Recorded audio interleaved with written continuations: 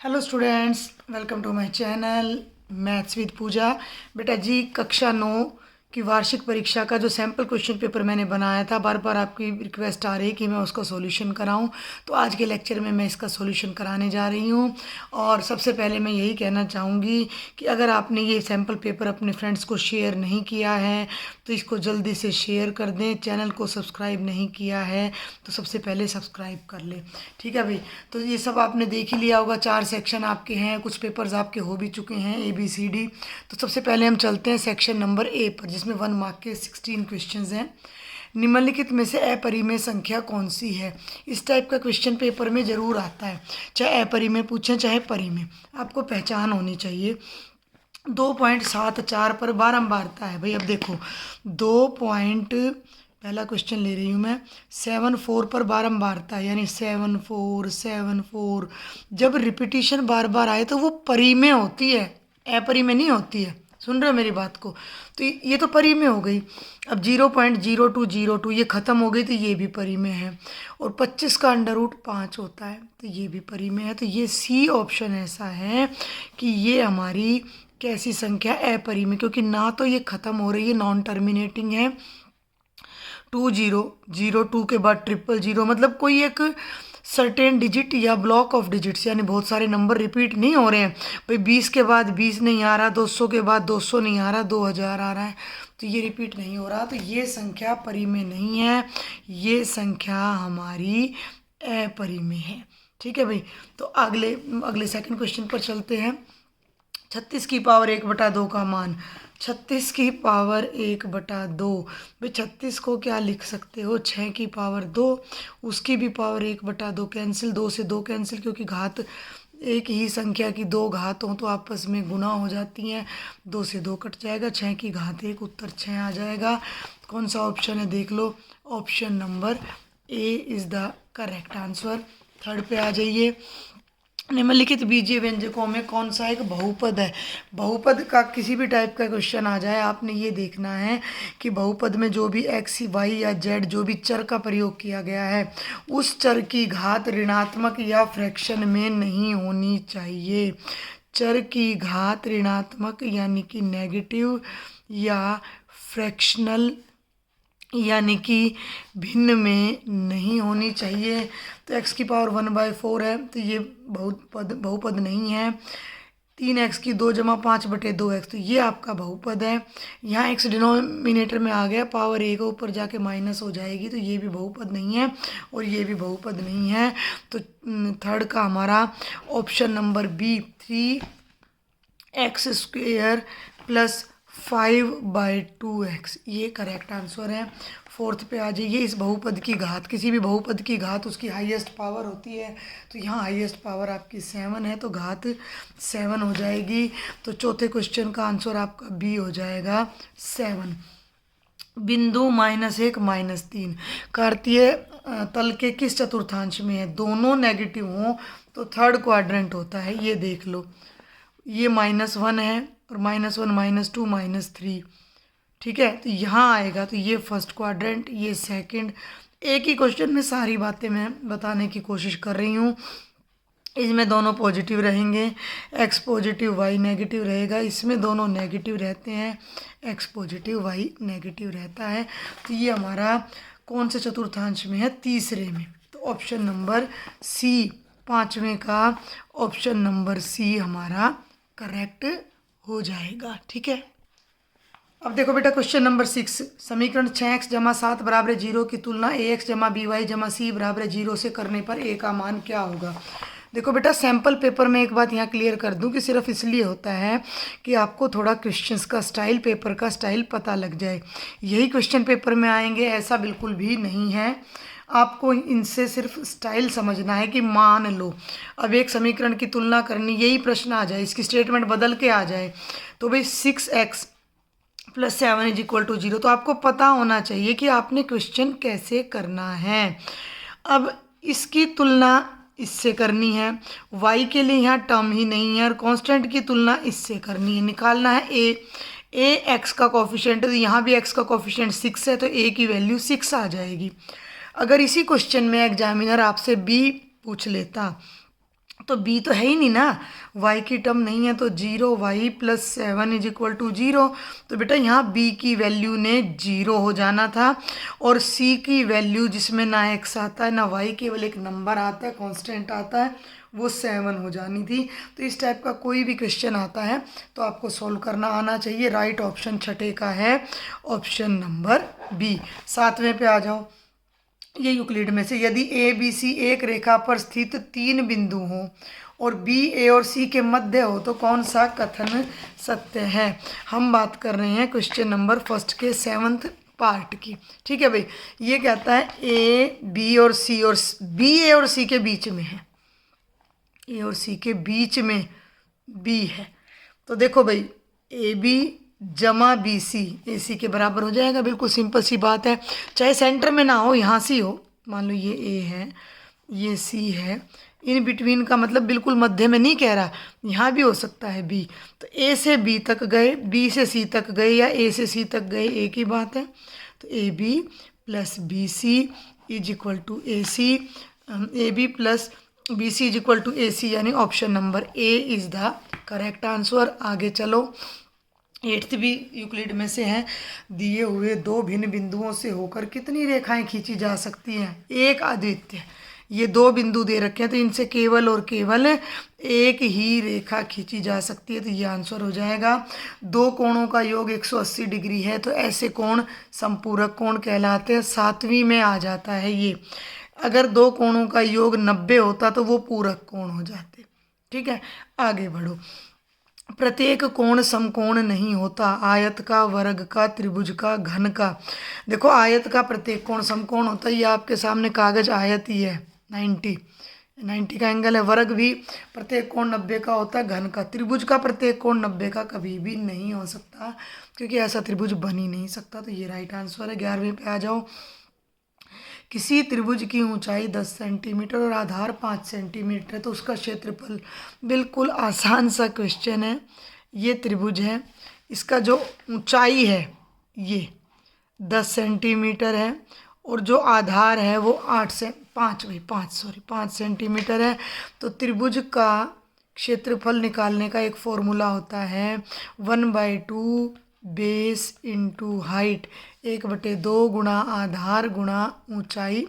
आधार कितना है, 5 है, ऊंचाई कितनी है, 10, 2 5 10, 25 वर्ग सेंटीमीटर आपने ध्यान रखना है। तो ये हमारा राइट आंसर आ जाएगा। कई बार इस क्वेश्चन में ना उलझा देते हैं आपको ना, एग्जामिनर ऐसे ऑप्शन दे देगा 25 सेंटीमीटर, 25 वर्ग सेंटीमीटर, 50 सेंटीमीटर, एक जैसे दो ऑप्शन दे दी, तो जो वर्ग सेंटीमीटर है वो आपका आंसर होगा। वृत्त की सबसे बड़ी जीवा वृत्त का व्यास होती है। ठीक है भाई, रिवीजन के लिए देख लो, ये वृत्त है, ये केंद्र है, वृत्त के परिधि के किन्हीं दो बिंदुओं को मिलाओ तो जीवा, ये भी जीवा, ये भी जीवा, ये भी जीवा, और जो केंद्र में से जाए वो व्यास होता है, तो ये सबसे बड़ी जीवा है, तो व्यास आ गया। 14 सेंटीमीटर व्यास वाले गोले का पृष्ठीय क्षेत्रफल, गोला यानी फुटबॉल, और भाई फुटबॉल का पृष्ठीय क्षेत्रफल का फॉर्मूला होता है 4πr²। आर मीन्स रेडियस, हमें रेडियस चाहिए। व्यास 14 है तो रेडियस त्रिज्या व्यास से आधी होती है, 7 हो जाएगा। वैल्यू पुट कर दो, 4 22/7। r² का मतलब 7 गुणा 7, 7 से 7 कट गया, 22 7 154। ठीक है, और 4 चौक 16, 4 5 20 और 1 21, 4 1 4 और 2 6, 616 वर्ग सेंटीमीटर हमारा आंसर आ जाएगा, ऑप्शन नंबर डी।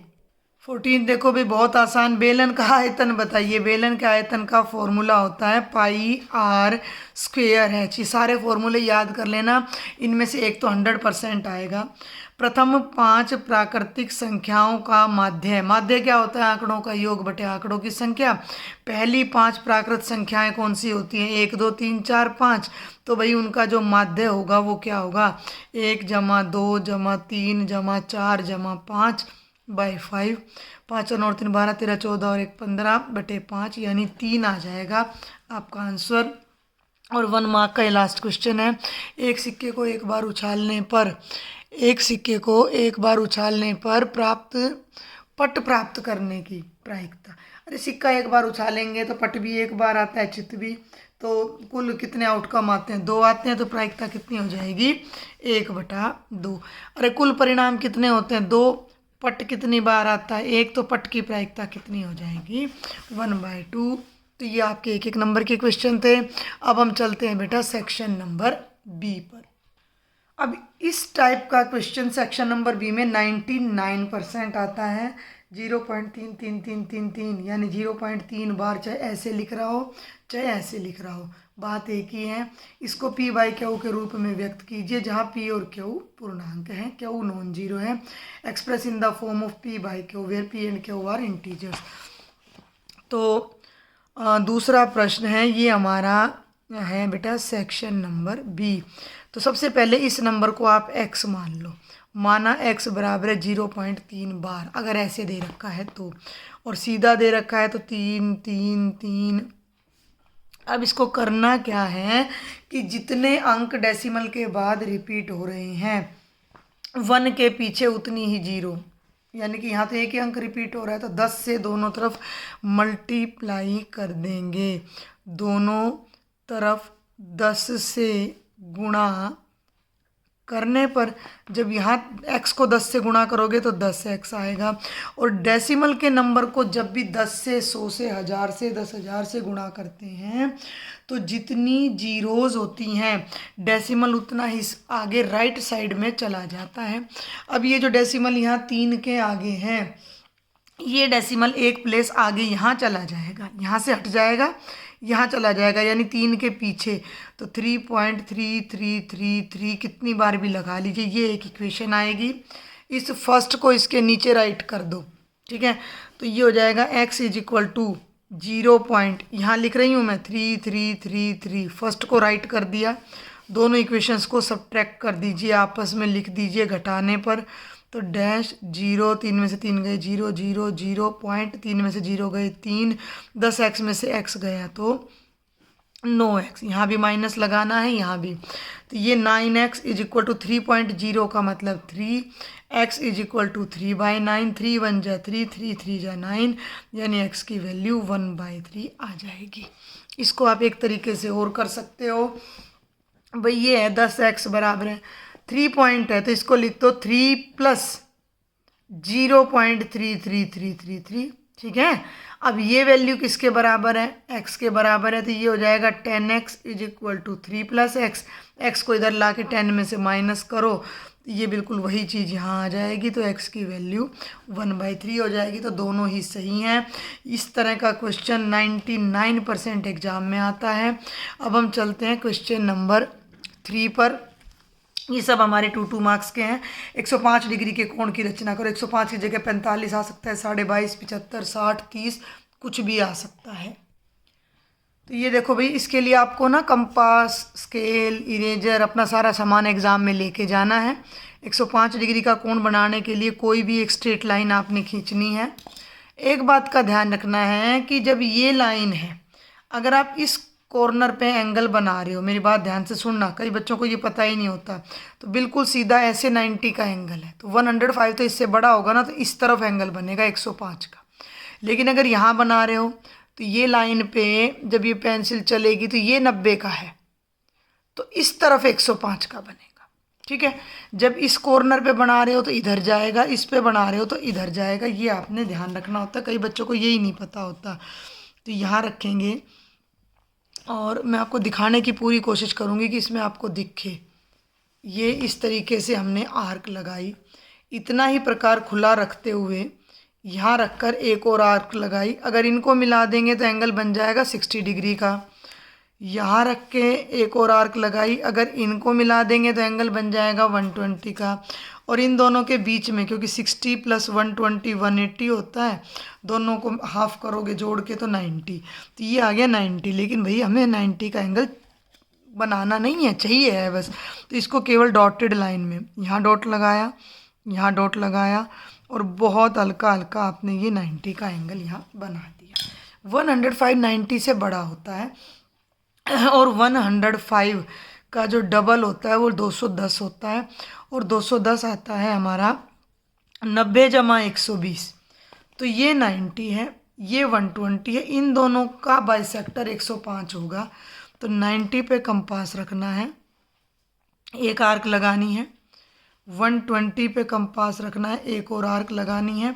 दोनों आर्क जहाँ मिलेंगी वहाँ एक डॉट लगाना है और उसको इस वाले कॉर्नर से मिला देना है। यहाँ तक ऐसे स्केल को बिल्कुल सीधा अरेंज कर लेना, इधर भी और ये देखो इधर भी ऐसे। अब दोनों डॉट एक सीध में है, अब इन्हें मिला दो। तो ये जो आपका एंगल बना है, यानी कि अगर मेरी पेंसिल यहाँ से और इधर तक इतना घूम के जाती है तो ये जो एंगल कंस्ट्रक्ट होता है ये 105 डिग्री का है। क्योंकि ये 2 नंबर का क्वेश्चन है तो आपने स्टेप्स ऑफ कंस्ट्रक्शन नहीं लिखने हैं। अगले क्वेश्चन पर चलते हैं, क्वेश्चन नंबर 4 पर। ये शायद रेखाएं और कोण में से है। दी गई आकृति में ए बी सी डी के समानांतर है सी डी ई एफ के, और y और z का रेशो, y यहाँ है z यहाँ है, 3:7 है। तो x का मान ज्ञात करो। अब आपको सारी प्रॉपर्टीज़ पता होनी चाहिए। ये रेखा तिर्यक रेखा है तो x और y का जोड़ 180 होएगा, लेकिन ना x पता ना y पता, तो क्या करें। हमें y और z के बारे में पता है, मैं आपको ना हिंट्स दे रही हूँ, केवल बहुत डिटेल में नहीं करा रही हूँ मैं। y और z का रेशो 3:7 है तो y को 3x मान लो, z को भैया 7x मान लो आप, ठीक है। लेकिन अब y और z दूर दूर है, लेकिन तुम थोड़ा सा ध्यान दो, जब दो लाइंस एक दूसरे को कट करती हैं तो जो ये दो एंगल्स होते हैं ये वर्टिकली अपोजिट या शीर्षाभिमुख कोण होते हैं जो कि हमेशा बराबर होते हैं। तो जब ये दो लाइंस L नाम दे दो, सी डी और एल जब एक दूसरे को काट रही हैं तो ये दोनों वर्टिकली अपोजिट एंगल्स हैं, तो ये वाई है तो ये एंगल भी कितना हो जाएगा, वाई हो जाएगा। ये बात आपने लिखनी है कि सी डी जो है वो एल को कट करती है। इस पॉइंट का नाम रख लेना ओ डी ओ, और यहाँ कोई एम नाम रख लो, D O M. Angle D O M और सी ओ एल बराबर हैं। सुन रहे हो मेरी बात को, 2 ही नंबर का है तो ज़्यादा डिटेल की ज़रूरत नहीं है। तो एक्स वाई आ जाएगा, ये वाला एंगल वाई आ जाएगा। अब ये तिर्यक रेखा है तो एक तरफ के दोनों एंगल्स का सम 180, यानी वाई और जेड का सम कितना हो गया 180। वाई 3x है, जेड 7x है। यहाँ से हमें x की वैल्यू पता लग जाएगी, 7 और 3 10, 0 से 0 कट गया, x की वैल्यू 18 आ गई। x की वैल्यू को यहाँ रखोगे तो y आ जाएगा, ठीक है। 3x यानी कि 3 गुणा 18, 18 3 54 डिग्री। z नहीं चाहिए, इसने z नहीं पूछा, इसने अच्छा x ही पूछा है। अब एक बात और मैं आपको बता दूं भाई, ये x और ये x गड़बड़ करेगा तो y को 3x की बजाय आप 3k ले लो, है ना। ये मैंने x ले लिया तो गड़बड़ हो जाएगी। अब हमें तो लगेगा x की वैल्यू आ गई, लेकिन x की वैल्यू नहीं है, ये तो एंगल x की वैल्यू पूछ रहा है 3k। तो बेटा जी k की वैल्यू यहाँ 18 आ गई, तो एंगल y 54 डिग्री का आ गया। y 54 है तो ये भी 54 है, तो हमें तो एंगल x निकालना है। x और y का सम फिर 180 है, क्योंकि ये तिर्यक रेखा के एक और हैं। y की वैल्यू 54 है, तो ये हो जाएगा इतना, x हो जाएगा 180 माइनस 54 और 126 डिग्री y x की वैल्यू आ जाएगी। अगर बाई चांस z की वैल्यू पूछता तो यहाँ फिर 180 में से घटा देते, इतनी ही z की वैल्यू आ जानी थी। क्वेश्चन नंबर 5, 3 सिक्कों को एक साथ 200 बार उछाला जाता है, इस बात को नोट कर लो, कुल 200 बार, और विभिन्न परिणामों की बारंबारता है। The coins is tossed 200 times. 3 चित 23 बार, 2 चित 72 बार, 1 चित 77 बार, कोई चित नहीं 28 बार। प्रायिकता ज्ञात करो, 2 चित आने की, 0 चित आने की। तो आपने किस तरीके से इसको 2 नंबर के लिए करना है। प्रायिकता बिल्कुल आसान है, संभावित परिणाम बटे कुल परिणाम। तो भाई कुल परिणाम कितने हैं, 200 हैं। सबसे पहले हमने 2 चित की प्रायिकता निकालनी है, तो 2 चित आने के पक्ष में परिणाम, आप इसको ई वगैरह लेके भी कर सकते हो। यानी 2 चित कितनी बार आ रहा है 200 में से, भाई 200 में से 2 चित कितनी बार आ रहा है 72 बार। तो 2 चित आने की प्रायिकता बराबर संभावित परिणाम बटे कुल परिणाम, यानी 72 बटे 200। आप यहाँ भी छोड़ सकते हो जिन बच्चों को काटना ना आए। भाई कुल परिणाम 200 हैं। 2 चित कितनी बार आया है 72 बार आया है, तो 2 चित आने की प्रायिकता हो जाएगी 72 बटे 200। काट दो 4 पे, 4 एकम 4, 4 अट्ठे 32, 4 पंजे 20, 2 नीम 18, 2 दूनी 4, 2 पंजे 10। ये आंसर आ गया पहला भाग। जीरो चित्त कितनी बार आया है? 28 बार। तो जीरो चित्त आने की जो प्रायिकता है वो हो जाएगी 28/200। आप इसको काट के हल कर लेना। छठे पे चलो। कार्तीय अक्ष पर बिंदुओं 0, -5 और -2, -5 को आलेखित करें। ध्यान देंगे तो ये मैं यहाँ पर कार्तीय अक्ष बना रही हूँ। सारा कुछ नेगेटिव में जा रहा है तो -1, -2 ये बराबर लगाना। मेरी तरह ऐसे पेन से मत लगा देना। फूटा लेना, ऐसे स्केल लेना और इक्वल डिस्टेंसेज पर पॉइंट लगाना, इक्वल पर यहाँ लगाना और फिर उनको नाम देना। ठीक है, अदरवाइज आपका आंसर क्वेश्चन रॉन्ग हो जाएगा। 2, 3, 1, 2, -1, -2, -3, -4, -5। 0, -5, x तो 0, y -5 है, यानी कि इधर आना है। तो ये वाला जो पॉइंट है हमारा, इसको अगर मैं ए नाम दे दूं तो ये 0, -1 मिनट भी दिख नहीं रहा आपको, ये देखो। अब देखो, अगर मैं यहाँ पर पॉइंट मार्क कर दूं, ये 0 और नीचे आओ -1, -2, -3, -4, ये है -5। दूसरा है -2, -5, तो x की तरफ गए -2 और y की तरफ आए यहाँ -5। तो ये वाला पॉइंट है हमारा सेकंड B -2, -5। कई बार इसमें आपको 4 पॉइंट्स भी मिल सकते हैं 2 नंबर के क्वेश्चन के लिए। और ये बहुत ही वर्बल सा है, यहीं पर मैं करा देती हूँ। पूरा सेक्शन B इसी पेज पर आ जाएगा। 7 सेंटीमीटर त्रिज्या वाले गोले का पृष्ठीय क्षेत्रफल ज्ञात करें। ये रिपीट हो गया वैसे ये वाला क्वेश्चन। तो भाई आप अगर थोड़ा सा ध्यान करो तो बाय मिस्टेक मैंने ये क्वेश्चन, देखो भाई यहाँ भी दे दिया। 14 सेंटीमीटर व्यास है तो 7 त्रिज्या होगी तो पृष्ठीय क्षेत्रफल हो गया ना। तो अब आप जरा इसको ऐसा करो, स्टेटमेंट को चेंज कर दो। गोले का ना क्या निकाल दो, आयतन निकाल दो। ठीक है, क्योंकि एग्जाम में तो ऐसा नहीं आएगा ना। तो त्रिज्या हो गई 7 सेंटीमीटर और गोले का जो आयतन का फॉर्मूला होता है वो होता है 4/3 πr³। तो 4/3 पाई 22/7। r³ का मतलब 7 कितनी बार आएगा? 3 बार। 4/3 22/7, 7, 7, 7। 7 से 7 कट गया और आगे कटेगा नहीं। 22 चौक 88, 7 7 49/3 गुणा करके उत्तर लिख देना जो भी आपका आता है। इतने घन सेंटीमीटर आपका आंसर आ जाएगा। अब हम करेंगे बेटा सेक्शन नंबर C। 4 मार्क्स के 8 क्वेश्चन है इसमें। 8वां है, प्रश्न भी 8वां है। 1/7 + 3√2 के हर का परिमेयीकरण करो, रैशनलाइज द डिनोमिनेटर। तो भाई बिल्कुल आसान से हैं ये क्वेश्चन। 9th का पेपर देखो, कंपैरेटिवली आज तक भी हरियाणा बोर्ड में बहुत आसान आता है। इसको लिखा, अगले स्टेप में इसी टर्म को एक बार लिखते हुए इसके अपोजिट साइन वाले नंबर से, अगर यहाँ 7 + 3√2 है तो हमने 7 - 3√2 से मल्टीप्लाई करना और 7 - 3√2 से डिवाइड, क्योंकि उसी से मल्टीप्लाई डिवाइड करेंगे तो कैंसिल हो गए, 1 आ जाना, कोई फ़र्क पड़ना नहीं। अब सॉल्व करो। अब न्यूमरेटर को न्यूमरेटर से मल्टीप्लाई करेंगे तो 1 को किसी से भी मल्टीप्लाई करो तो कोई फ़र्क पड़ता नहीं है। और डिनोमिनेटर को जब डिनोमिनेटर से मल्टीप्लाई करोगे तो दोनों में 7 है, दोनों में 3√2 है, लेकिन यहाँ प्लस है और यहाँ माइनस है। तो इस तरह की एक हमारी आइडेंटिटी होती है a + b × a - b, जो कि बनती है a² - b²। तो ये हो जाएगा फर्स्ट नंबर यानी 7 का स्क्वायर माइनस में 3√2 का होल स्क्वायर। ये ऊपर की टर्म को तो छेड़ना नहीं है, एज इट इज रहेगी। 7 का स्क्वायर 49 और इसका जब तुम स्क्वायर करोगे तो इसका मतलब है 3 का भी स्क्वायर और √2 का भी स्क्वायर। 3 का स्क्वायर हो गया 9, √2 से ये कट गया, ये आ गया 9 दूनी 18। ठीक है, ये कैलकुलेशन साइड में, this is also the part of question. तो भाई ध्यान दो, 7 - 3√2 और नीचे आ जाएगा 31। डिनोमिनेटर रैशनलाइज हो गया। ये नंबर और ये नंबर सेम है, लेकिन इसमें नीचे इरेशनल यानी अपरिमेय संख्या थी, इसमें परिमेय है। आप चाहो तो इनको अलग अलग करके भी लिख सकते हो, वरना कितना 1 मिनट, ये भी हमारा ठीक है। तो बिल्कुल आसान सा था क्वेश्चन नंबर 8। अब आ जाओ क्वेश्चन नंबर 9 पर। कार्तीय तल पर इन बिंदुओं को आलेखित कीजिए।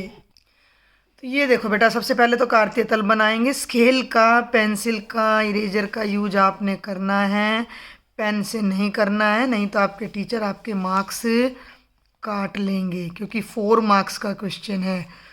समझ में आ रही है मेरी बात? इधर आपने एक्स एक्सिस लिखना है, इधर एक्स डैश, इधर आपने वाई, इधर वाई डैश, इधर ऑरिजिन। अब पॉइंट्स देख लो, एक्स पर 2 1 1 0 यानी बहुत कम है। वाई पर 4 3 7 तक जा रहा है, वाई पर ज़्यादा पॉइंट्स हैं। तो आपने इक्वल डिस्टेंसेज पर पॉइंट्स को मार्क करना है। मान लो मैं हाफ सेंटीमीटर ले रही हूँ, तो 1 2 3 4 5 6 7 8, और ऐसे ही इक्वल डिस्टेंसेज पर हाफ सेंटीमीटर मैंने यहाँ लेना है। भाई हल्का सा मैं मार्क लगा रही हूँ, 1 2। आप कंपास भी यूज कर सकते हो, कंपास से भी आप इक्वल डिस्टेंसेज पर मार्क कर सकते हो। बार बार मैं इस बात पे फोकस कर रही हूँ, डिस्टेंसेज इक्वल आपकी होनी चाहिए। चलें आगे। ये मेरे पास यहाँ थोड़ा कंजस्टेड हो गया था, वरना आप इसको, इस लाइन को थोड़ा नीचे ले आते तो ये 7 तक और भी ऊपर चला जाता खुला खुला। ठीक है, तो 1 2 3 4 5 -1 -2 -3 -4। क्या वाई में भी नेगेटिव जा रहा है? वाई में कोई नेगेटिव नहीं जा रहा। तो 1 2 3 4 5 6 7 8 यहाँ मैं मार्क कर लेती हूँ। डबलिंग मत कर देना, ये जो हो रही है ना ये गलत हो जाएगा। -2, 4, x -2 आपने स्केल लेना है, -2 को ले जाना है, और कहाँ तक ले जाना है? 4 तक, तो लगभग यहाँ, और ये 4। तो बेटा ये डॉट बनेगा मेरा पहला पॉइंट, A -2, 4। और आप चाहो तो इस पर ऐसे हल्का हल्का डॉटेड लाइंस भी ड्रॉ कर सकते हो, अच्छा इफेक्ट पड़ेगा, लेकिन पॉइंट को हाईलाइट ज़रूर करना है। ये पॉइंट एग्जामिनर को दिखना चाहिए। दूसरे पे आ जाओ, 1, 3 x1 y3। तो पहले 1 के लिए हमने हल्की सी लाइन खींची, मुझे तो यहाँ दिख रहा है बाई चांस 3, और हल्की सी लाइन यहाँ खींची, दोनों जहाँ मिल रही हैं वो मेरा सेकंड पॉइंट है। 1, 3 -1, 7। तो ये तो -1 हो गया। अब यहाँ थोड़ी सी खिचड़ी पक सकती है, क्योंकि ये पॉइंट मैंने यहाँ ले दिए हैं, तो हल्की सी लाइन यहाँ, और ये 7 की सीध में लाइन गई। कई बार ना मिले तो थोड़ा और बढ़ा लिया करो। तो यहाँ जो पॉइंट आया ना, ये वो पॉइंट, आप ऐसे एरो लगा दो, C -1, 7, और लास्ट है x0 y4, x0 और y4, तो ये वाला पॉइंट है, ऐसे एरो लगा दो, D0, 4। देखो बिल्कुल क्लैरिटी होनी चाहिए, सारे पॉइंट्स एग्जामिनर को अच्छे से दिखने चाहिए। अब हम चलते हैं अगले क्वेश्चन पर। एक फिगर दे रखी है जो कि नेक्स्ट पेज पर है, और उसमें हमें कुछ प्रूव करना है। तो पहले मैं फिगर ड्रॉ करती हूँ। देखो बेटा, सबसे पहले स्टेटमेंट देखते हैं कि दी गई आकृति में ABCD एक समानांतर चतुर्भुज है। तो ये आकृति मैंने यहाँ बना दी है। AE DC पर लंब है, AE इस भुजा DC पर लंब है, CF परपेंडिकुलर AD पर है, CF परपेंडिकुलर है AD पर, AB 16 सेंटीमीटर है, यानी कि ये वाली भुजा 16 सेंटीमीटर है, AE 8 सेंटीमीटर है, यानी कि ये जो परपेंडिकुलर है ये 8 सेंटीमीटर है, CF 10 सेंटीमीटर है, ये CF अपना 10 सेंटीमीटर है। तो AD आना था भाई, ये AD ज्ञात कीजिए, यानी कि ये वाली भुजा या ये वाली कितनी। अब एक बात आपको बता दूं, मैं डायग्राम मैंने क्वेश्चन पेपर में यहाँ दे रखा है, तो मुझे अगले पेज पर जाना पड़ता है, इसलिए मैंने यहीं पर बना दिया है। 4 नंबर का क्वेश्चन है, आपको सारी बातें लिख के आनी है। आपको लिखना है दिए गए समानांतर चतुर्भुज में ये भी, इन सबको पहले आप लिखोगे। अब मेरी बात को ध्यान से सुनो। समानांतर चतुर्भुज में आमने सामने की भुजाएं बराबर होती हैं, तो जो DC भुजा है वो किसके बराबर हो जाएगी? AB के। AB कितनी है? 16 सेंटीमीटर, और AE आपको दे रखा है 8 सेंटीमीटर। तो समानांतर चतुर्भुज को इंग्लिश में पैरेललोग्राम कहते हैं, ऐसे हम लिखते हैं। तो इसका जो एरिया है, इसका जो क्षेत्रफल है वो क्या होता है? आधार गुणा संगत ऊंचाई। मैं भाई थोड़ा सा शॉर्टकट ले रही हूँ, बार बार मैं आपको कह रही हूँ। तो आधार DC है, DC कितना है? AB के बराबर है, यानी 16, ऊंचाई कितनी है? 8, 16 8 128, 128 सेंटीमीटर स्क्वायर हमारे इस पैरेललोग्राम का एरिया हो गया। अगर मैं इस पैरेललोग्राम को ऐसे कर दूँ, कर सकती हूँ। तो ये आधार हो गया, बेस हो गया, और ये हाइट हो गई। तो इस आधार को जब मैं ऊंचाई से, संगत ऊंचाई से गुणा करूँगी तो भी पैरेललोग्राम का क्षेत्रफल आ जाएगा। लेकिन ऊपर और भी बातें आपने लिखनी है जो आपको बुक में दी गई हैं। लेकिन पैरेललोग्राम ABCD का जो क्षेत्रफल है वो क्या हो सकता है, AD गुणा CF। भाई AD गुणा CF भी हो सकता है। AD हमें पता नहीं है और CF कितना है 10। और एक चतुर्भुज के दो क्षेत्रफल थोड़े ही हो सकते हैं। तो किसी भी फिगर का एरिया चाहे आप किसी भी तरीके से निकालो वो सेम आएगा। तो ये 128 ही आएगा। तो इसको बराबर 128 कर दो। AD की वैल्यू आ जाएगी 128/10 और ये आ जाएगा 12.8 सेंटीमीटर। दिखने में छोटा सा लग रहा है, थोड़ा एक्सप्लेन करके जब आप एग्ज़ाम में करके आओगे तो आपको इसके कंप्लीट मार्क्स मिल जाएंगे। क्वेश्चन नंबर 11 बेटा कंस्ट्रक्शन का है। एक त्रिभुज ABC की रचना कीजिए जिसमें BC 8 centimetre, angle B 45 degree और AB घटा AC 3.5 सेंटीमीटर हो। 11.2 के सिलेक्टेड क्वेश्चन है, उनमें से एक क्वेश्चन 100% एग्जाम में आता है। तो उन चारों पाँचों क्वेश्चन की आप अच्छे से प्रैक्टिस कर लेना। BC ले लो भाई 8 सेंटीमीटर। हम कर रहे हैं क्वेश्चन नंबर 11। BC आपने लेना है 8 सेंटीमीटर। थोड़ा सा सेंटर में लेते हैं। दोनों तरीके से हो सकता है, ये ऊपर भी की तरफ भी और नीचे की तरफ भी। BC को 8 लेना है तो 0 पे डॉट लगाया, 8 पे डॉट लगाया और दोनों को मिला दिया। तो ये हो गई हमारी साइड BC जो कि है 8 सेंटीमीटर।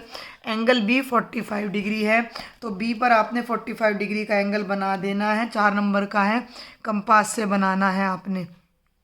ठीक है, तो 45 का बनाने के लिए पहले आपको 90 का बनाना पड़ेगा। तो दो क्वेश्चन की, दो एंगल की और प्रैक्टिस आपकी यहाँ हो रही है। 90 का तो खैर मैं पहले भी बता चुकी हूँ। ये लिया, ये 60 पे रखा, तो ये 120 यहाँ से लिया और इसका हाफ किया, तो ये आ गया भाई हमारा 90 डिग्री, जिसको हमने बिल्कुल डॉटेड में ही लेना है। ठीक है, और अब हमने यहाँ से एक आर्क लगानी है, 60 वाली ही आगे बढ़ा देनी है और 90 वाले पॉइंट पर रखकर एक और आर्क लगानी है। तो बेटा ये मेरा बनेगा एंगल 45 डिग्री का। अब डिफरेंस अगर आपको दे रखा है तो आई विल सजेस्ट कि आप एंगल को ना नीचे ले आओ, नीचे की तरफ। ठीक है, एंगल वाली लाइन को नीचे की तरफ ले आओ। अब आपको दे रखा है कि अदर टू, एक साइड तो दे दी ना BC, बाकी बच गई AB और AC। तो दोनों का जो डिफरेंस है वो 3.5 है। 3.5 सेंटीमीटर मेजर करो, कैसे स्केल रखो 0 और ये है भाई 3.5। दो डॉट्स लगा लो, फिर कंपास खोलोगे, ज़्यादा अच्छा रहता है, सफाई आती है। ये खोला, यहाँ B पे रखा और नीचे की तरफ, ध्यान देना मेरी बात पर, नीचे की तरफ एक आर्क लगाई। और ये जो आर्क है इसको अपोजिट वर्टेक्स से C से आपने ज्वाइन कर देना है। इस तरीके से हो सकता है क्वेश्चन थोड़ा लंबा पड़ जाए, लंबा का मतलब पेज पे ना आए तो आपको कॉम्प्रोमाइज़ करना पड़ सकता है। ये डॉटेड लेना है और इस लाइन का, मान लो इसका नाम X है, तो इस लाइन का हमने समद्वि भाजन अब कर देना है। यही तरीका सभी क्वेश्चन में हमारा चलेगा। तो ये लिया, उसका समद्वि भाजन किया तो हल्की सी आर्क यहाँ लगाई, यहाँ लगाई, ज़्यादा होचपोच नहीं करना है। X पे रखा, ये आर्क लगाई और भाई ये आर्क लगाई। ठीक है, समझ में आ गई बात, लंबा नहीं जा रहा, ठीक जा रहा है। तो ये हो गई हमारी समद्वि भाजक इस एंगल का, दिख रहा है आपको। ठीक है, और ये यहाँ पर दोनों फ्रेम में है, इस डॉट को इस डॉट से मैं मिलाऊंगी। अब ये समद्वि भाजक, सुन लो मेरी बात ध्यान से, इस रेखा का समद्वि भाजक कोण वाली लाइन को जहाँ मिलता है, कोण वाली लाइन को जहाँ मिलता है, ये बाई चांस यहीं पे मिल रहा है, तो वो हमारे एंगल का थर्ड वर्टेक्स A होगा। और इस A को अब हम C से मिला देंगे, तो ये हमारा ट्रायंगल ABC तैयार हो जाएगा। तो इसको आपने फाइनल उसमें थोड़ा सा डार्क कर देना है और दो लाइंस आपने, 2 या 3 लाइंस आपने स्टेप ऑफ कंस्ट्रक्शंस के भी लिख कर आने हैं। समझ रहे हो मेरी बात को, स्टेप ऑफ कंस्ट्रक्शंस भी लिखना है, रचना के चरण भी लिखने हैं, क्योंकि ये बेटा 4 नंबर का क्वेश्चन है। ठीक है, तो ये आपका ट्रायंगल आपका तैयार हो जाता है।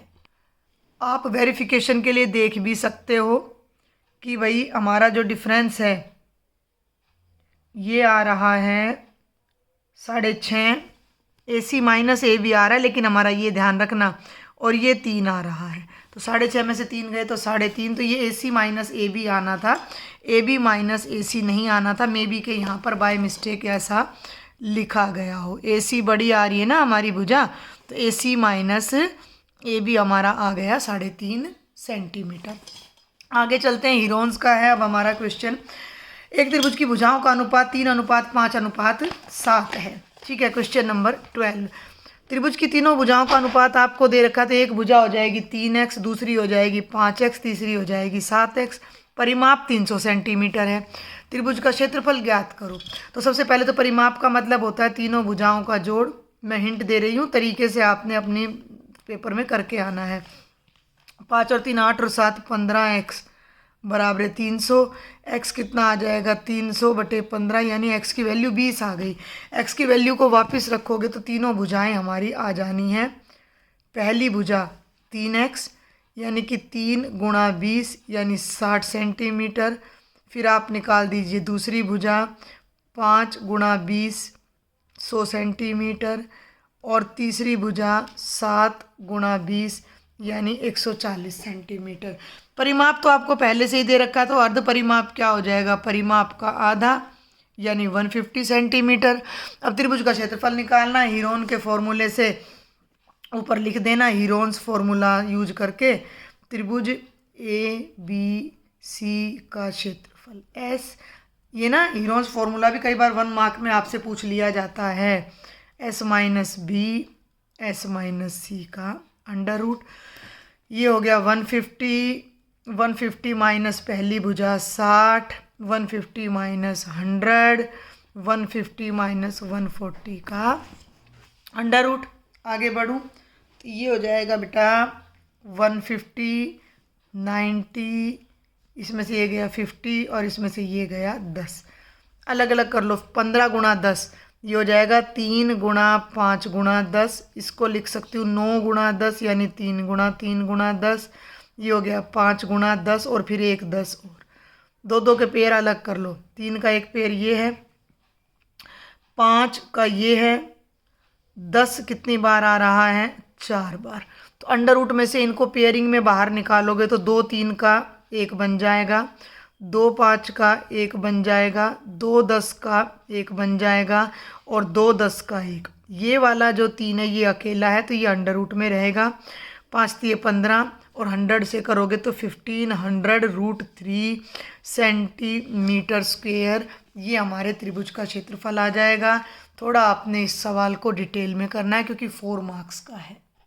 अब क्वेश्चन नंबर 13 देखो। स्टेटमेंट इतनी बड़ी है क्योंकि मैंने तो हिंदी इंग्लिश दोनों में लिख दी है, बट क्वेश्चन बहुत आसान है। प्रोबेबिलिटी का क्वेश्चन आपको इसी तरह से बहुत आसान और ज़्यादा नंबर का मिल सकता है।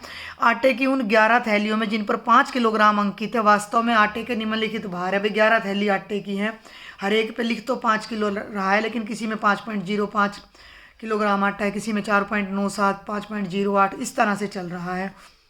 याद रखिए रैंडमली एक थैली हमने चुन ली तो उसमें 5 किलोग्राम से अधिक आटा होने की क्या प्रायिकता होगी। तो आप कैसे करेंगे, कुल आटे की थैलियाँ बराबर 11। बहुत आसान सा है। 5 किलोग्राम से अधिक आटे की थैलियाँ, पहले तो उनको लिख लो क्योंकि थोड़ा लंबा करना भी, 4 नंबर का है। तो ये है, पहली तो है 5.05 एक, दूसरी है 5.08, तीसरी है 5.03, फिर आ जाओ 08 06 06, 5.08, फिर 5.08, 5.06, नहीं 8 एक बार है, 6 2 बार है, ठीक है। और 5.07 और 04, 5.07 और 5.04, यानी 1 2 3 4 6 7 8 गिन लो, 1 2 3 4 5 6 7 8। तो लिख दो इसको ना भी लिखो तो चल जाएगा, बट 4 मार्क्स का है। तो 5 किलोग्राम से अधिक आटे की थैलियों की संख्या बराबर है 8।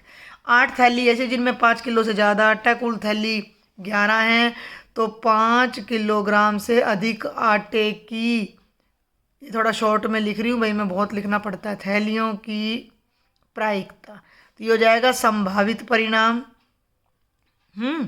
बटे में क्या आ जाएगा, कुल परिणाम। संभावित परिणाम बटे कुल परिणाम, जो कि 8/11 हमारा आंसर आ जाएगा। तो 4 नंबर के हिसाब से ये बहुत ही छोटा सा क्वेश्चन, और आते हैं ऐसे क्वेश्चन हरियाणा बोर्ड की तरफ से 9th के एग्जाम में।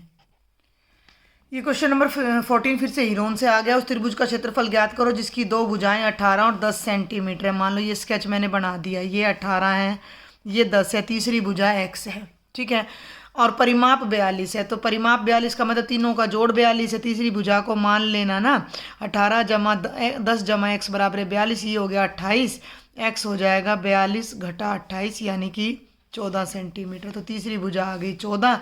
सेमी पेरीमीटर क्या होता है, पेरीमीटर का आधा। अर्ध परिमाप क्या होता है, परिमाप का आधा। परिमाप 42 है, तो ये आ गया 21। अब शॉर्ट में बता रही हूँ भाई मैं, क्षेत्रफल क्या हो जाएगा, s, फॉर्मूला अभी लिखा है मैंने, s 21, s माइनस a यानी 18, s माइनस b यानी 21 घटा 10, और 21 माइनस 14 का √21, 3, 11, 7, इसके टुकड़े कर लो, 3 7 21, फिर 3 गुणा 11 गुणा 7, तो 2 3 का 1 बन जाएगा, 2 7 का 1 बन जाएगा, अंदर 11 रह जाएगा, 21√11 सेंटीमीटर स्क्वेयर। ये कंपैरेटिवली बहुत ही आसान क्वेश्चन है जो कि इसमें डल गया है। आप आते भी आप देखोगे, आप कहोगे कि हाँ ठीक कह रही थी मैम।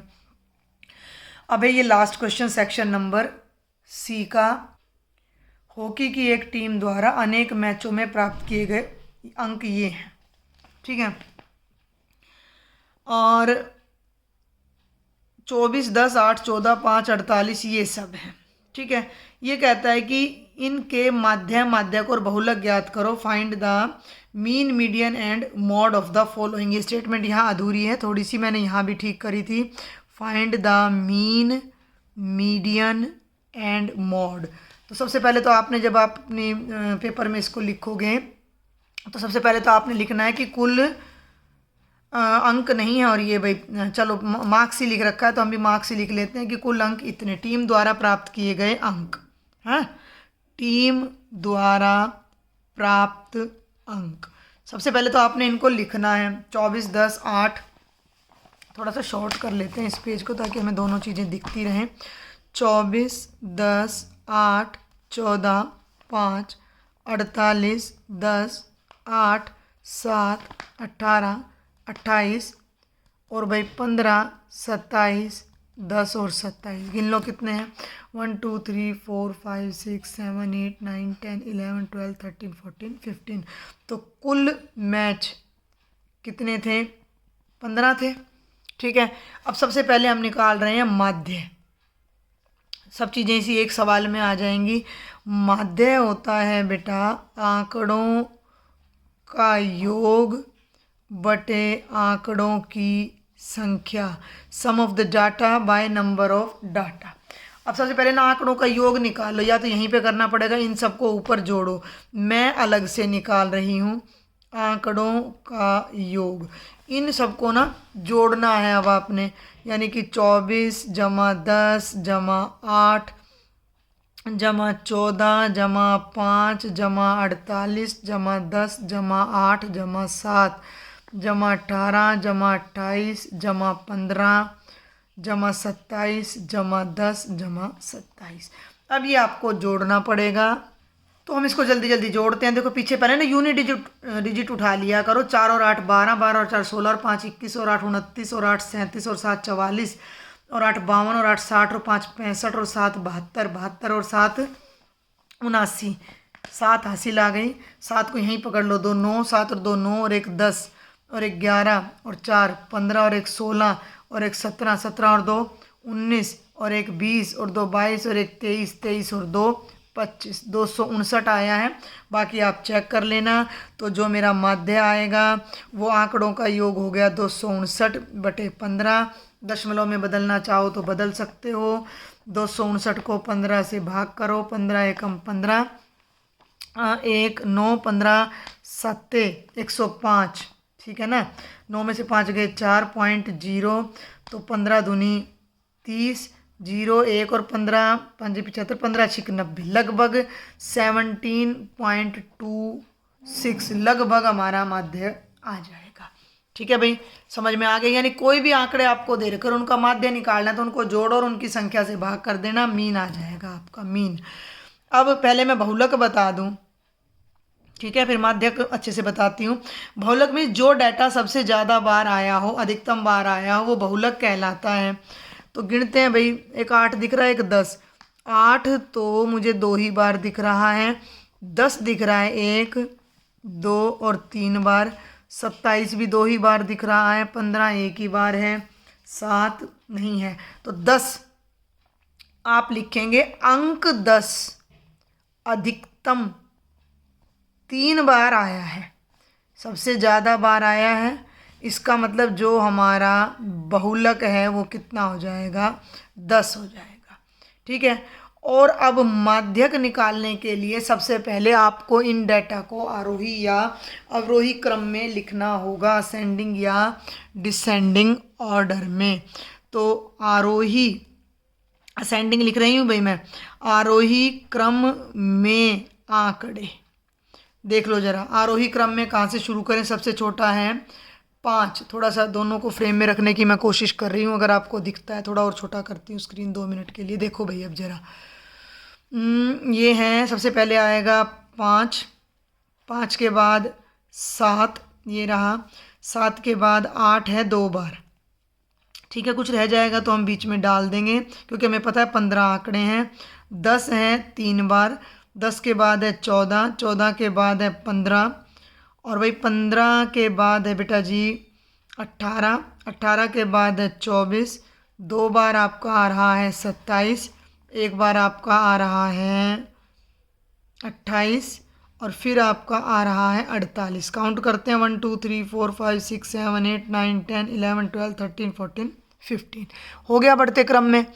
अब कुल आंकड़े कितने हैं, 15 हैं, कुल आंकड़े 15 हैं। तो माध्यक क्या होता है कि किन्हीं भी आंकड़ों को आरोही या अवरोही क्रम में, असेंडिंग या डिसेंडिंग ऑर्डर में लिखने के बाद जो बिल्कुल बीच में डाटा आता है, बीच में देखो भी मेरी 3 उंगली हैं तो बीच में 1 ही उंगली है दूसरे नंबर वाली, लेकिन अगर 4 फिंगर मैं लेती हूँ तो बीच में 2 फिंगर हैं दूसरे और तीसरे नंबर वाली। तो नंबरों में क्या करना है कि अगर बीच में 2 नंबर आ रहे हैं ना तो उनको जोड़ के फिर आधा कर देना है, समझ रहे हो। मान लो इतने ही आंकड़े होते, 14 आंकड़े होते, तो बीच में 7वां आता, 1 2 3 4 5 6 ये आता, 1 2 3 4 5 6 ये आता, 2 आंकड़े बीच में आते 10 और 14। तो माध्यक निकालने के लिए आप क्या करते, इन दोनों को जोड़ते, 24 आधा करते तो 12 आता। लेकिन अब आंकड़े हैं 15, 15 आंकड़े हैं तो बीच में केवल 8वां आंकड़ा आएगा।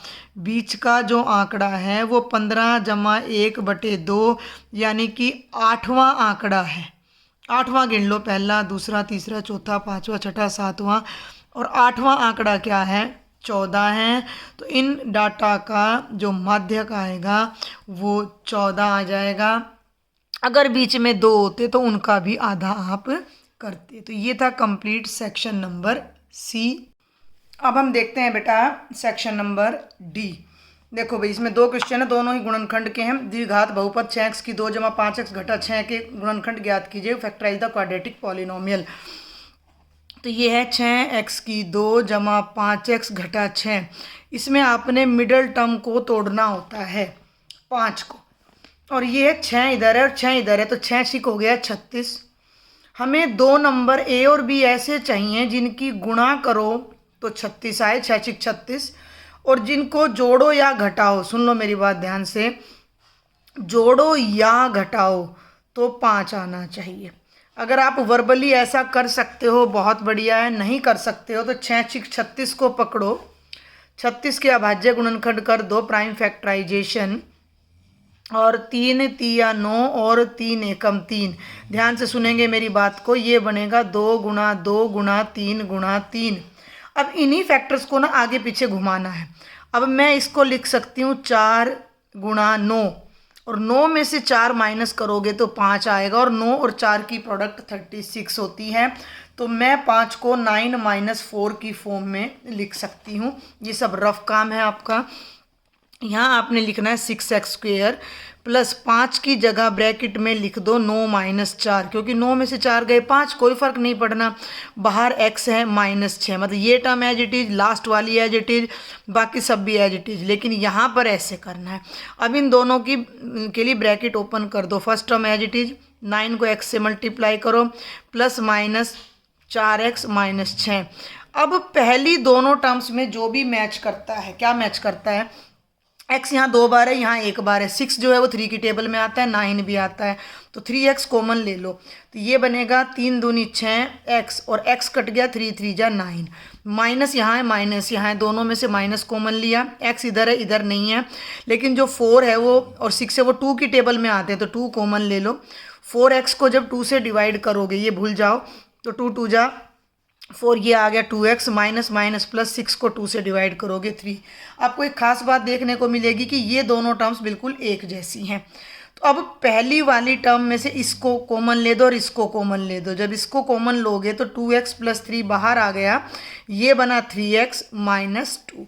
तो इसका ये फैक्टराइजेशन हमारा हो जाता है। अगर आपको इसकी नॉलेज है तो ये बहुत ही आसान क्वेश्चन है, और इसकी चॉइस में एक क्यूबिक पॉलिनोमियल दे रखा है जिसको हमने फैक्टराइज करना है। ये 27x³ plus y³ plus z³ minus 9xyz। सबसे पहले तो मैं इसको अरेंज करती हूँ। 27 किसकी पावर 3 होता है, 3 की पावर 3, तो इसको मैं लिख सकती हूँ 3x का होल क्यूब, क्योंकि 3 3 जा 9, 3 जा 27, तभी तो आएगा। ये y का क्यूब, ये z का होल क्यूब, और ये 3 × 3x × y × z, 3 3 9xyz। अब यहाँ आपका एक बड़ा इंपॉर्टेंट फॉर्मूला है, NCERT में ही है, मैं आपको दिखा भी देती हूँ, ये देख लीजिए।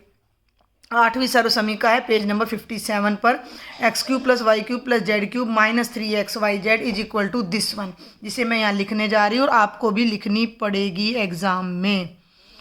माइनस 3xyz, तो ये होता है x + y + z, x² + y का स्क्वेयर प्लस z का square minus xy minus yz minus zx। बिल्कुल सिंपल सा।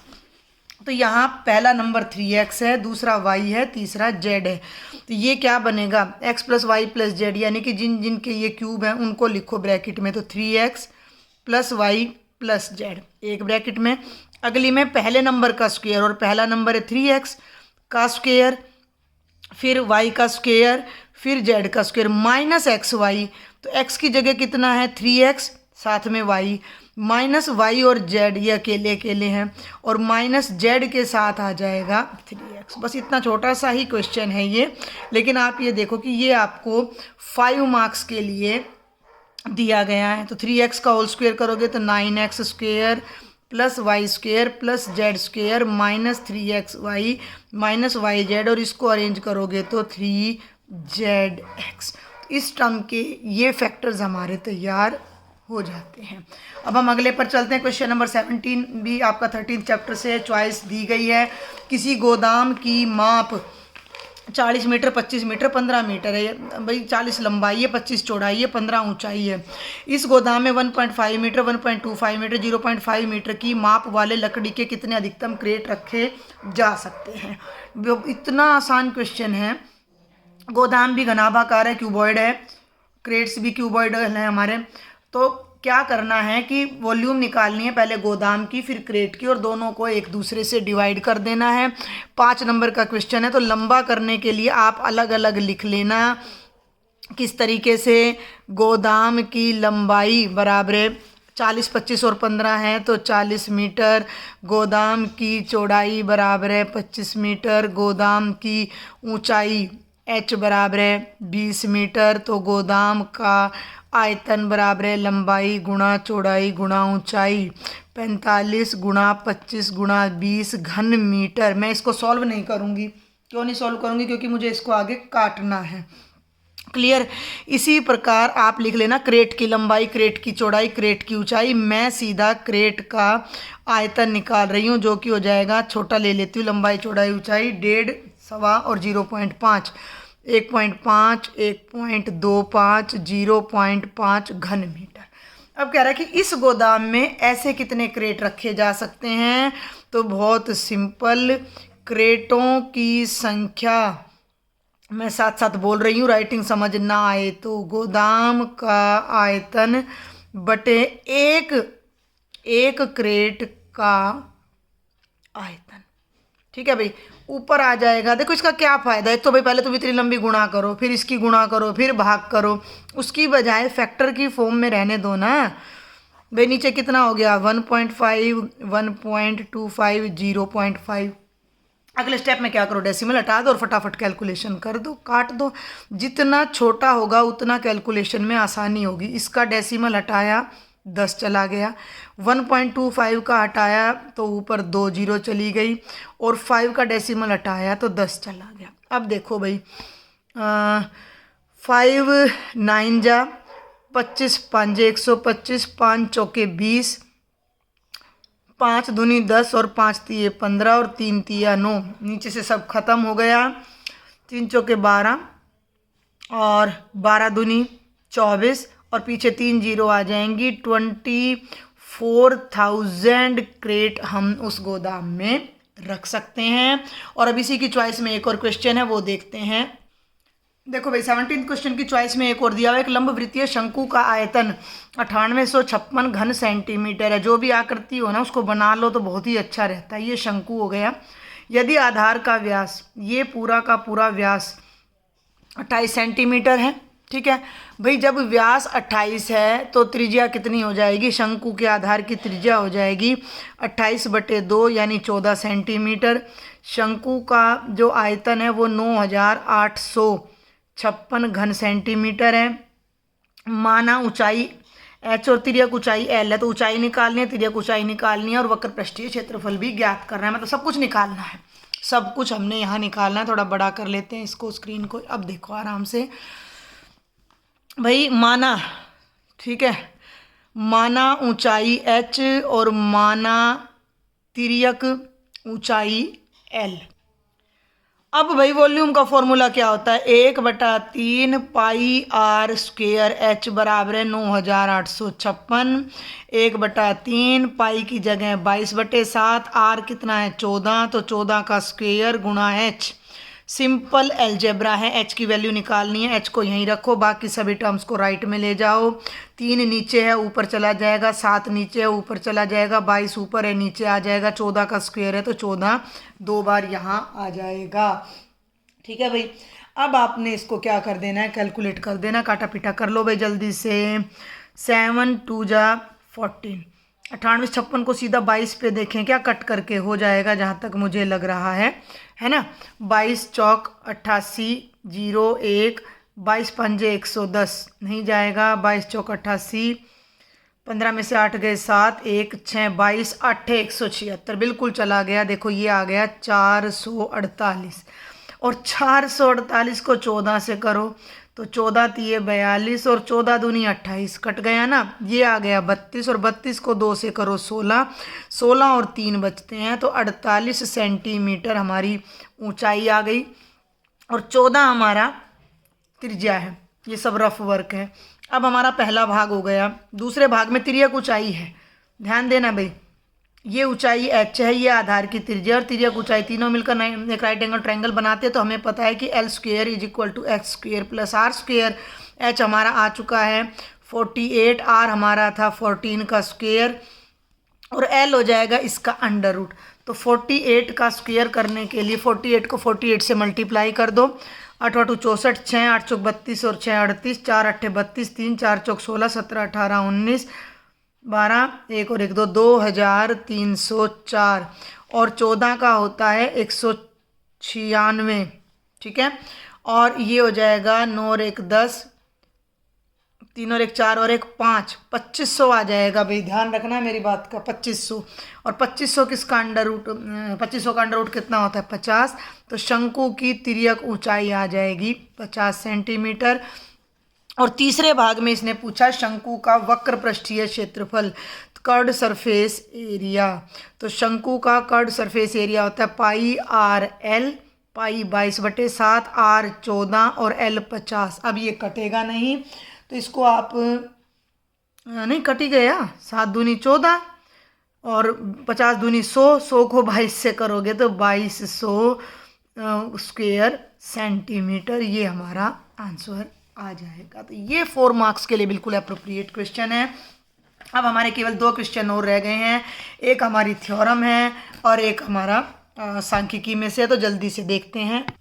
देखो एक बड़ी इंपॉर्टेंट थ्योरम है, यदि एक त्रिभुज और एक समानांतर चतुर्भुज एक ही आधार और एक ही समानांतर रेखाओं के बीच स्थित हों तो सिद्ध कीजिए कि त्रिभुज का क्षेत्रफल समानांतर चतुर्भुज के क्षेत्रफल का आधा होता है।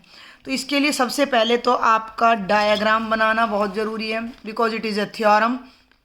ठीक है, तो ये कहता है कि एक तो समानांतर चतुर्भुज है, मान लीजिए ये है कोई हमारा समानांतर चतुर्भुज, थोड़ा सा आप रफ बना लीजिए, ऐसी कोई दिक्कत नहीं भाई, आप पेंसिल से ही बनाओ, मेरे पास तो है पेंसिल तो मैं उसी से बनाना प्रेफर करती हूँ, थोड़ी सफाई आ जाती है। ठीक है भाई, तो ये तो हो गया हमारा एक समानांतर चतुर्भुज जिसका नाम रख दो ABCD।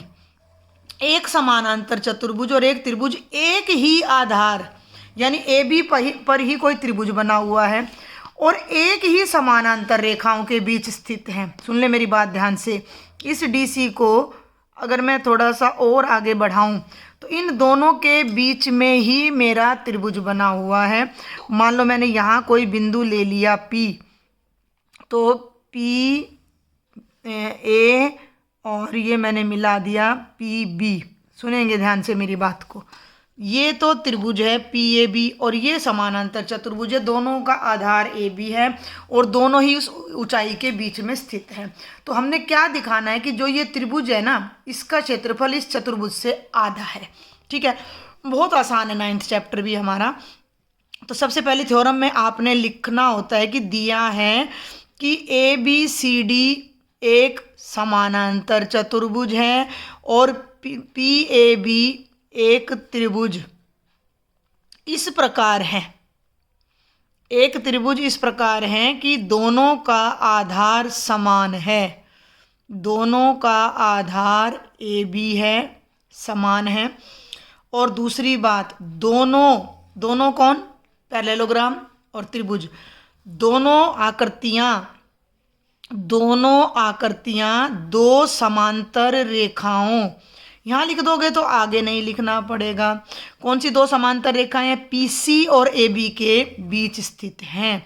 PC मतलब इतनी दूरी में ही सारे आ गए हैं, PC व AB के बीच में स्थित है।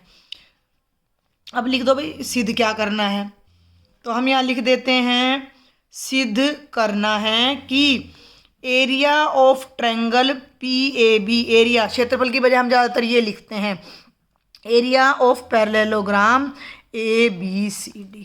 भाई इस चतुर्भुज का जो क्षेत्रफल है उससे ये त्रिभुज का जो क्षेत्रफल है वो क्या आ रहा है, आधा आ रहा है। अब हम इसे कैसे प्रूव करेंगे, कैसे सिद्ध करेंगे उसको देखते हैं। अब हम एक प्रमाण से पहले एक छोटी सी ना रचना कर लेते हैं। क्या रचना करते हैं कि ना इस PA के समानांतर एक लाइन यहाँ B से खींच लेते हैं। इसको नाम दे देते हैं BQ। ठीक है, BQ समानांतर AP खींचा, BQ समानांतर AP खींचो। थोड़ा सा ना आपको इसमें ध्यान देना पड़ेगा, अर्जुन की तरह अपनी आंखें तेज करनी पड़ेगी, जो मैं दिखाना चाहूँगी वही आपने देखना है। आप त्रिभुज वगैरह को भूल जाओ। दो समानांतर चतुर्भुज आप देख पा रहे हो, एक तो ये ब्लू कलर का है, चलिए मैं थोड़ा सा कलर यूज करती हूँ, ABCD। ठीक है, जिस पर अब मैं पेन चला रही हूँ। एक तो ये है समानांतर चतुर्भुज ABCD, दिख गया, इसका आधार AB है। ठीक है, और अब मैं एक और समानांतर चतुर्भुज आपको दिखाना चाहती हूँ, जिसके लिए मैं एक अलग सा कलर यहाँ पर ला रही हूँ, रेड वाला। ये देखो, ए अगर आपको दिख जाएगा तो APQB, ये वाला, ये और ये दिखा। रेड वाला पैरेललोग्राम तो ये रहा, ग्रीन वाला ये रहा।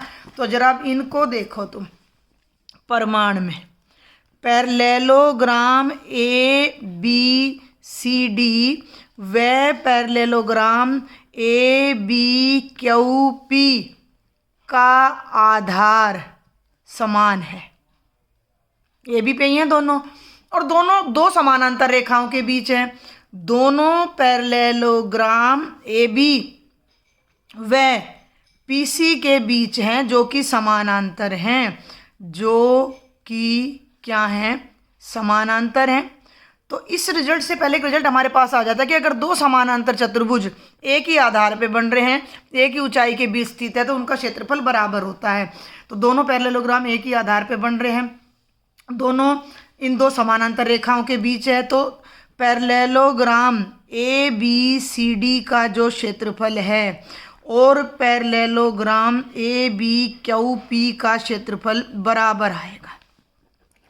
मतलब जो रेड वाला पैरेललोग्राम है और ब्लू वाले का एरिया सेम आएगा। अब थोड़ी देर के लिए तुम इस ब्लू वाले को भूल जाओ और केवल इस रेड पे फोकस करो। पैरेललोग्राम दिख रहा है आपको? थोड़ी देर के लिए इस लाइन को भी भूल जाओ। तो ये एक पैरेललोग्राम है, BP उसका विकर्ण है, तो इस विकर्ण की वजह से इसके दो हिस्से बन गए। सुनना मेरी बात ध्यान से, तो दो त्रिभुज बन गए, तो इस दोनों त्रिभुजों का क्षेत्रफल समांतर चतुर्भुज से क्या होगा? आधा होगा। तो PAB का क्षेत्रफल इस लाल वाले चतुर्भुज से आधा होगा, और इस लाल वाले चतुर्भुज का क्षेत्रफल इसके इक्वल है।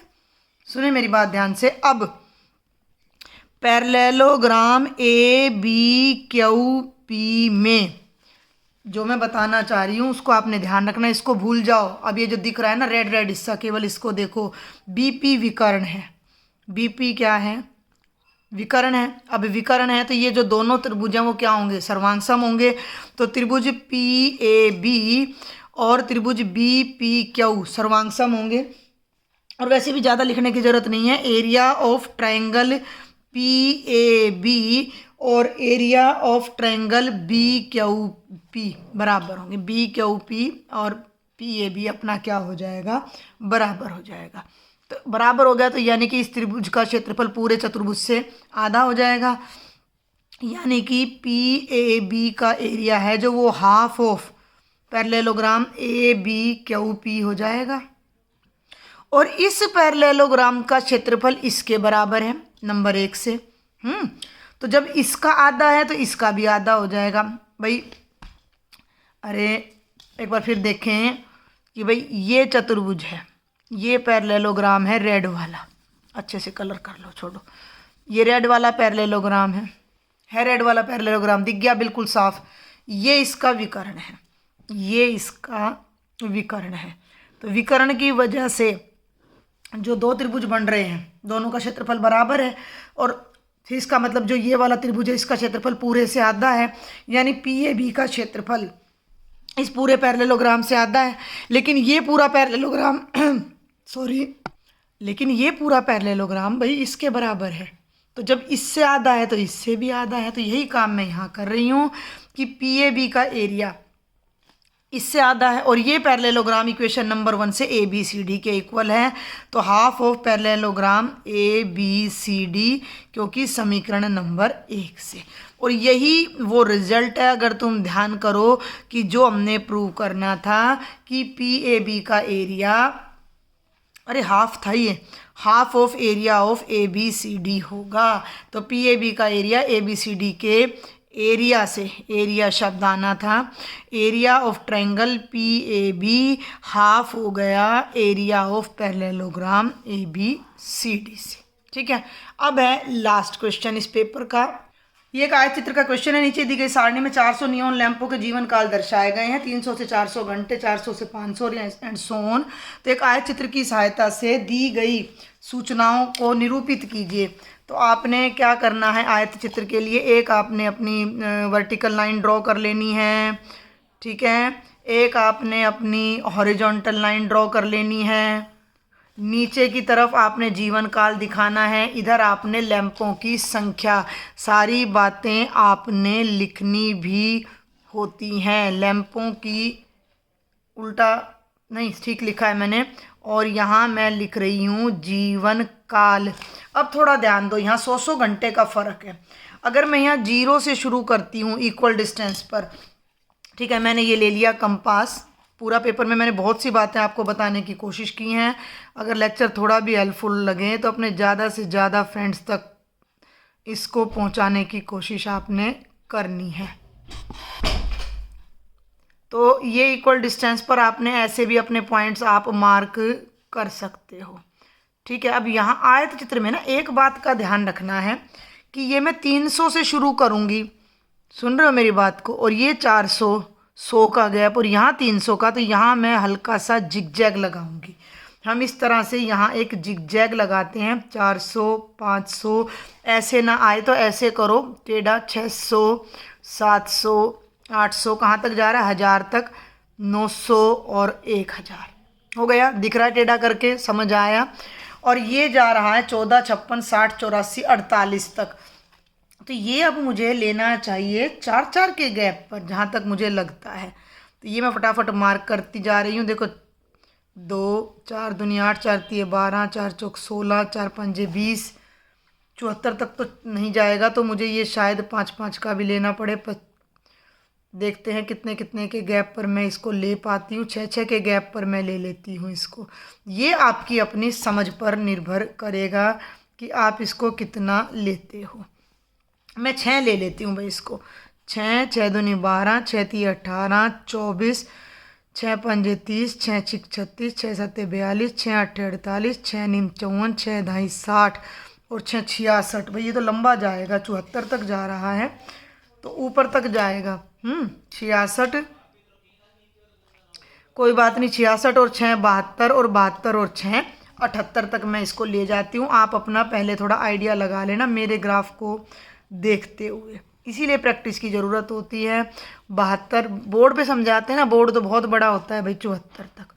अब इसको ना 2-2 में बांट लेना, 2 और 2 4 और 2 6, है ना, 2 और 2 4 और 2 6 हो गया ये आपका। तो अब आप इसमें देखो कि 300 से 400 हमारा 14 पे जा रहा है, ठीक है। तो यहाँ ये जिगजैग समझ आ गया। 300 से 400 14 पे ले जाना, तो ये 12 है, तो ये 14 है, ये 16, तो ये है भाई 14। 14 के आगे ऐसे लाइन लगाई, दिख रही है आपको, थोड़ा जूम करती हूँ मैं इसको, एक भाग को। ये देखो 14 पर ऐसे हल्की लाइन लगाई। 300 से एक स्ट्रेट लाइन आपने ड्रॉ करनी है, 400 से एक स्ट्रेट लाइन ड्रॉ करनी है, और फिर 14 से एक स्ट्रेट लाइन ड्रॉ करनी है जो दोनों को ऐसे कट करेगी। और बाकी के पार्ट को आपने यहाँ पर भाई अपना इरेज कर देना है, ठीक है। बाकी के पार्ट को आपने इरेज कर देना है। अब अगला हो गया 56, 60, याद रखना 56, तो ये 54 है और भाई ये 56 है। तो 56 से पहले तो एक स्ट्रेट लाइन तो 56 से ही ले लो, हल्की सी, बिल्कुल हल्की, देखो शायद आपको दिख रही है आपको तो। और अब मैं ले रही हूँ 400 से, ध्यान देना, अब मैं थोड़ा सा छोटा करूँगी स्क्रीन को। 400 से मैं ले गई 56 तक, 500 से ले गई मैं 56 तक, और ये मैंने ज्वाइन कर दिया। बाकी का मैंने इरेज कर देना है, ठीक है भाई। अब 60 तक जाना है, तो 60 से एक स्ट्रेट लाइन आपने हल्की सी थोड़ी आगे ड्रॉ कर लो बस, और इसको ले जाओ 60 तक, 600 को भी ले जाओ 60 तक, और इनको भी अपना स्केल से मिलाना, ठीक है। विड्थ बराबर होनी चाहिए, सारी की सारी विड्थ आपकी बराबर होनी चाहिए। फिर है 86, 74, 62, 48, 86, ओहो ये तो आगे तक जा रहा है, मैंने तो इसको यहीं छोड़ दिया। 72 और 6 74 नहीं होता है, पहले तो मैं आपको बता दूं, ये 78 होता है। और एक और जाएगी यहाँ पर 78 और 6 84, 84 और 6 90। तो ये इसकी बजाय भी 6-6 की बजाय आप 8-8 ले लेना, ठीक है, या फिर इसको अपना लंबा ले लेना, थोड़ा यहाँ पर जगह छोड़ देना, क्लियर है। तो अब देखो भाई 500 से 660 हो गया, 600 से 786 है, तो ये है बेटा 86। अब मेरा थोड़ा होच-पोच हो जाएगा, आप थोड़ा कॉम्प्रोमाइज़ करना इसके साथ। तो ये हमारा, अब मैं इसको छोटा कर रही हूँ, आपको पूरा दिखना चाहिए एक ही फ्रेम में। दिखा? ये देखो भाई, ये गया मेरा 86 तक, ये गया, और इसको ले जाएंगे 86 तक, और ये कर देंगे 86 से अगला देख लो 74, 62 और 48। तो 74, ये 72 है, थोड़ा सा आगे लोगे तो बेटा यहीं पे आएगा 74, और ये हम 800 से लेंगे, दिख रहा है? 700 से तो खिंच ही रहा है, नीचे ही रह गया, तो ये आ जाएगा। बाकी का मैं बाद में इरेज कर दूंगी। 74 के बाद 62 और 48, तो 62 बेटा ये 60 है, तो 60 से थोड़ा सा ऊपर ये 62 है। यहाँ हमने 900 से लेना है, इसको 900 से लेना है, तो ये आ गया। और लास्ट है 48, तो ये 48 है, तो यहाँ से लेना है। ये बिल्कुल ना बराबर होने चाहिए, कहीं कोई कमी ना रह जाए, ये आपने ध्यान रखना है। तो ये तो आपका आयत चित्र तैयार हो जाता है। दंड आरेख में अलग अलग होते हैं, आयत चित्र में सभी फिगर एक दूसरे से अटैच होकर चलती हैं। तो जैसे अब मैं इरेज कर रही हूँ, इस तरह बाकी की सभी लाइंस को आपने भी इरेज करना है। टाइम हो तो इसमें कलरिंग कर सकते हो। और इसका लास्ट पार्ट है, कितने लैंपों का जीवन काल 700 घंटों से अधिक था, तो वो तो यहाँ भी कर सकते हो।